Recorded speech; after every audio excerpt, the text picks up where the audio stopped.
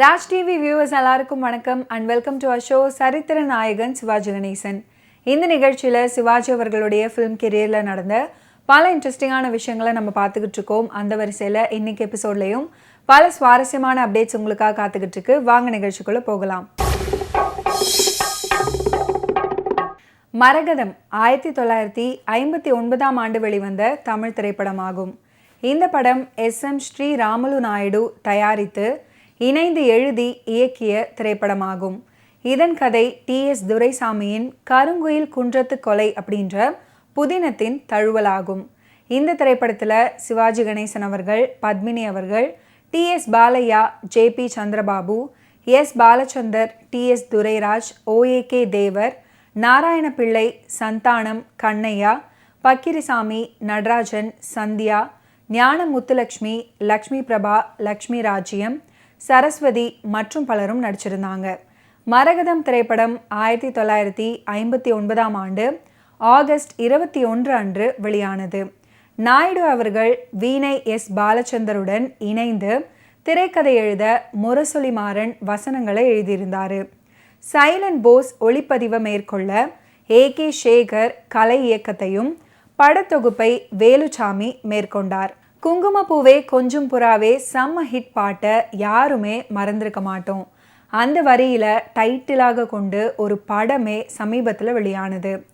கருங்குயில் குன்றத்து கொலை என்னும் நாவலை தழுவி திரைக்கதை எழுதியவர் வீணை S பாலச்சந்தர்.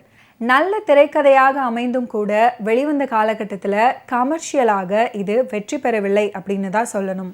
மரகதம் படத்துடைய கதை என்னன்னு பார்த்தீங்கன்னா, வில்லன் ஒரு கொள்ளைக்காரன். அவனை துரத்தி கொண்டு போலீஸ் கூட்டம் வந்தபோது அவன் ஒளிந்திருக்கும் இடம் தெரிந்தும் போலீஸில் காட்டி கொடுக்காம நாயகி காப்பாற்றியதற்காக வில்லன், உனக்கு என்ன வரம் வேண்டுமானாலும் கேள், எப்போது வேண்டுமானாலும் கேள், நிறைவேற்றுகிறேன் அப்படின்னு வாக்கு கொடுக்கிறாரு. நாயகன் ஒரு ஜமீன் வாரிசு. குதிரையில் நண்பனுடன் உலா வரும்போது வீரப்பன் ராஜ்குமாரை பணைய கைதியாக பிடித்து வைத்து கொண்டது போல நாயகனை பிடித்து வைத்து கொண்டு ஜமீனுக்கு பணம் கேட்டு தூது விடுறாரு. அப்போது அங்கே வந்த நாயகி நாயகனை விடுவிக்குமாறு வில்லன் கிட்ட கூறுகிறாள். தன்னுடைய வாக்க வில்லன் நிறைவேற்றுகிறார். நாயகியின் வீட்டில் தங்கி நாயகன் இளைப்பாறுகிறார். இருவருக்கும் காதல். நாயகியின் அப்பாவிடம் காதல் விஷயத்தை சொல்லி திருமணத்துக்கு சம்மதம் கேட்கிறார். ஆனால் அவரு மறுக்கிறார். நீங்கள் அரச குலம், என் மகள் தீண்டத்தகாதவள் அப்படின்னு அவர் சொல்கிறாரு. இது 16 வருடங்களுக்கு முன்பு நிகழ்ந்த ஃப்ளாஷ்பேக். மரகதம் திரைப்படத்தில் இடம் பிடித்திருக்கக்கூடிய மற்றும் ஒரு ஃபேண்டாஸ்டிக்கான பாடல் தான் கண்ணுக்குள்ளே உன்னை பாரு அது காவியம் 1000 கூறும் அப்படின்னு தொடங்கக்கூடிய பாடல்.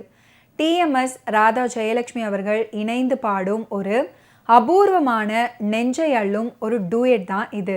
கருங்குயில் குன்றம் என்ற ஜமீனுக்கு ராஜாவாக இருந்தவர் உடல் ஊனமுற்றவர். அதனால அவர் திருமணம் செய்து கொள்ளவில்லை. தன் தம்பிக்கு திருமணம் செய்து வைத்து ஜமீனுக்கு ராஜா ஆக்குகிறார். ஒரு கட்டத்தில் தம்பிக்கு சம்பந்தம் செய்த இடத்துல, அதாவது தம்பியின் மனைவியின் அப்பாவுக்கும் ஜமீன் ராஜாவுக்கும் தீரா பகை ஏற்படுது. அதனால உன் மனைவியை விவாகரத்து செய் அப்படின்னு ராஜா கூற தம்பி மறுக்கிறாரு. அதனால கோபம் அடைந்த ராஜா அப்போ ஜமீனை விட்டு நீ வெளியேறு அப்படின்னு சொல்றாரு. இதனால ஆத்திரம் அடைந்த தம்பி, என்னை துரத்தும் உன்னை கொலை செய்யாமல் விடமாட்டேன் அப்படின்னு சொல்றாரு. அன்று இரவே தம்பி கைதாகப்படுறாரு. கோர்ட்டில் வழக்கு தொடர்ந்து நடக்கிறது. சந்தர்ப்பங்கள், சாட்சியங்கள் தம்பிக்கு எதிராக இருக்கின்றன. சிறை தண்டனை விதிக்கப்படுகிறது. சிறையிலிருந்து தப்பிய தம்பி தன் மனைவியை பார்க்க போறாரு. அவளுக்கு அவனை அடையாளம் தெரியவில்லை. தன் மகளை காண்கிறான். அவளை தூக்கி கொண்டு தப்பி விடுறாரு. அந்த தம்பி தான் நாயகியின் அப்பா. ஜமீன் ராணியாக வேண்டியவர் தான் நாயகி. நாயகியின் அம்மாவின் தம்பி தான் நாயகன். அதாவது நாயகனின் அக்கா மகள் தான் நாயகி.